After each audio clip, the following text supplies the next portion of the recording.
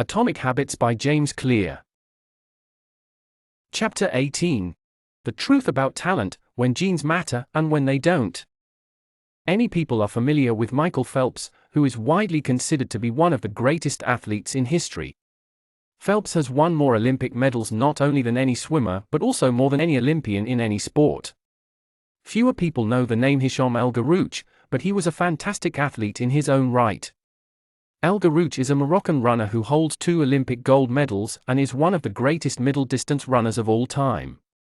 These two athletes are wildly different in many ways. But most notably, they differ significantly in height. El Guerrouj is 5 feet, 9 inches tall. Phelps is 6 feet, 4 inches tall. Despite this 7-inch difference in height, the two men are identical in one respect. Michael Phelps and Hicham El Guerrouj wear the same length inseam on their pants. How is this possible? Phelps has relatively short legs for his height and a very long torso, the perfect build for swimming. El Guerrouj has incredibly long legs and a short upper body, an ideal frame for distance running. Now, imagine if these world-class athletes were to switch sports. Given his remarkable athleticism, could Michael Phelps become an Olympic-caliber distance runner with enough training? It's unlikely. Swimmers tend to be tall and have long backs and arms, which are ideal for pulling through the water. El Guerrouj would be at a severe disadvantage before he ever touched the pool. The secret to maximizing your odds of success is to choose the right field of competition. This is just as true with habit change as it is with sports and business. Habits are easier to perform and more satisfying to stick with when they align with your natural inclinations and abilities. Our environment determines the suitability of our genes and the utility of our natural talents.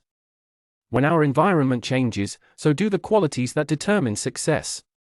This is true not just for physical characteristics but for mental ones as well. Competence is highly dependent on context. The people at the top of any competitive field are not only well trained, they are also well suited to the task. And this is why, if you want to be truly great, selecting the right place to focus is crucial. In short, genes do not determine your destiny. They determine your areas of opportunity. The obvious question is, how do I figure out where the odds are in my favor? How do I identify the opportunities and habits that are right for me? The first place we will look for an answer is by understanding your personality. Your genes are operating beneath the surface of every habit. Indeed, beneath the surface of every behavior.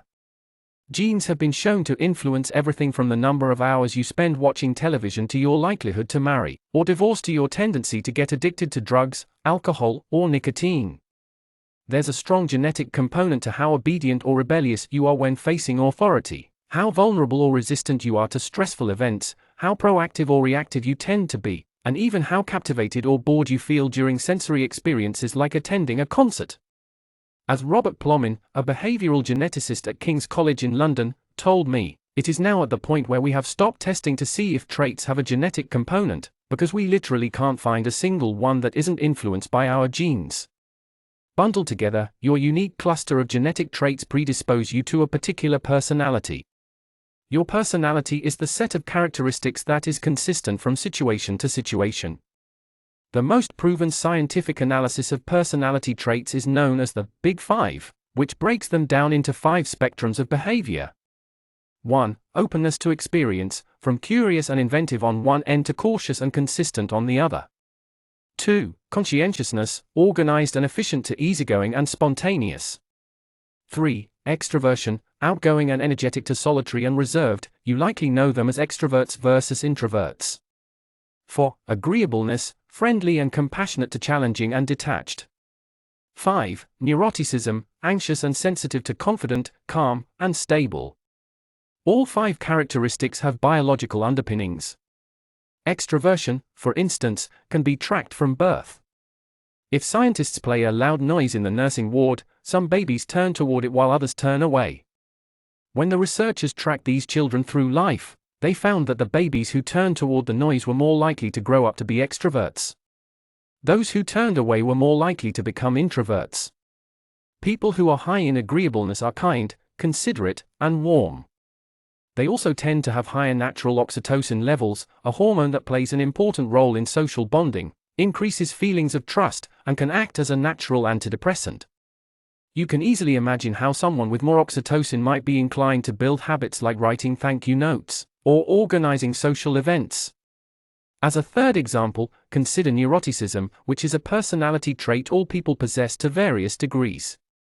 People who are high in neuroticism tend to be anxious and worry more than others. This trait has been linked to hypersensitivity of the amygdala, the portion of the brain responsible for noticing threats. In other words, people who are more sensitive to negative cues in their environment are more likely to score high in neuroticism. Our habits are not solely determined by our personalities, but there is no doubt that our genes nudge us in a certain direction. Our deeply rooted preferences make certain behaviors easier for some people than for others. The takeaway is that you should build habits that work for your personality. People can get ripped working out like a bodybuilder, but if you prefer rock climbing or cycling or rowing, then shape your exercise habit around your interests. This is the core idea behind the fourth law. Tailoring your habits to your personality is a good start, but this is not the end of the story. Let's turn our attention to finding and designing situations where you are at a natural advantage. Pick the right habit and progress is easy. Pick the wrong habit and life is a struggle. How do you pick the right habit? The first step is something we covered in the third law: make it easy. In many cases, when people pick the wrong habit, it simply means they picked a habit that was too difficult. When a habit is easy, you are more likely to be successful. When you are successful, you are more likely to feel satisfied. However, there is another level to consider. In the long run, if you continue to advance and improve, any area can become challenging.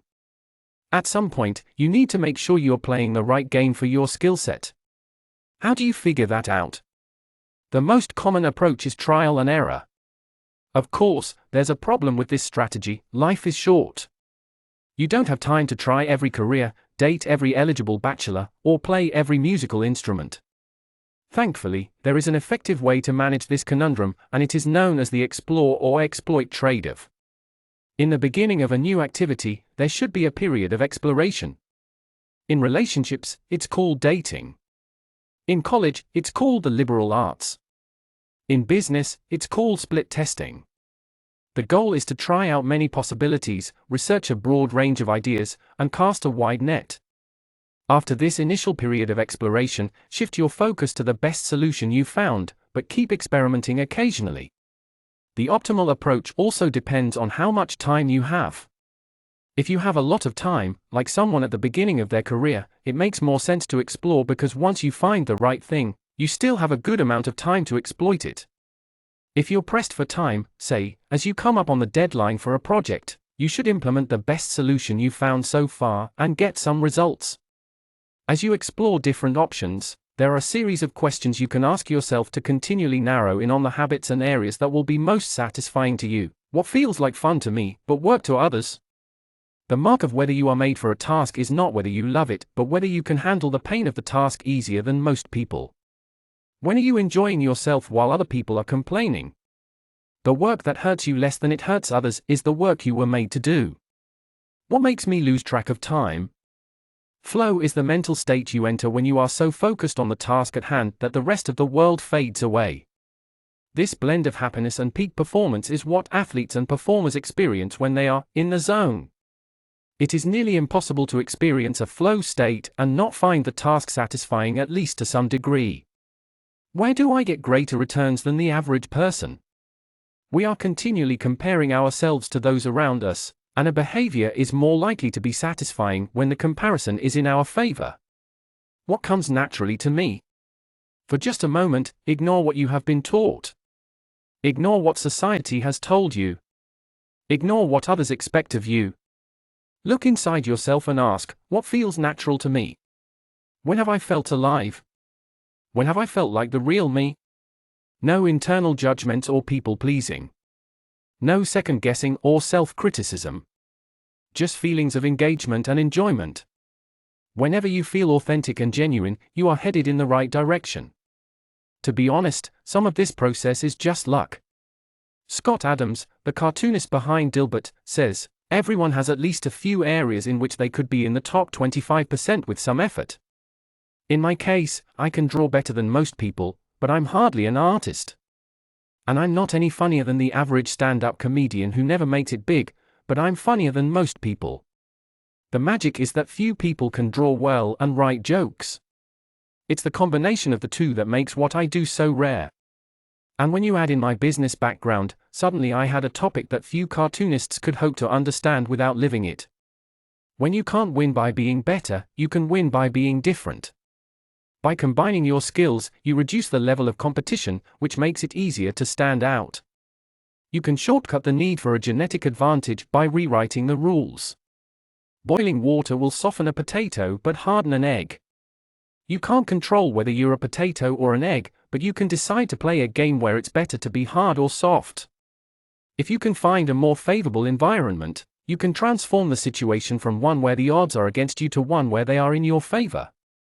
Our genes do not eliminate the need for hard work. They clarify it. They tell us what to work hard on. Once we realize our strengths, we know where to spend our time and energy. We know which types of opportunities to look for and which types of challenges to avoid. The better we understand our nature, the better our strategy can be. Furthermore, genes can't make you successful if you're not doing the work. Yes, it's possible that the ripped trainer at the gym has better genes, but if you haven't put in the same representatives, it's impossible to say if you have been dealt a better or worse genetic hand. Until you work as hard as those you admire, don't explain away their success as luck. In summary, one of the best ways to ensure your habits remain satisfying over the long run is to pick behaviors that align with your personality and skills. Work hard on the things that come easy. This was the end of chapter 18. Thank you for watching. Please don't forget to like and subscribe.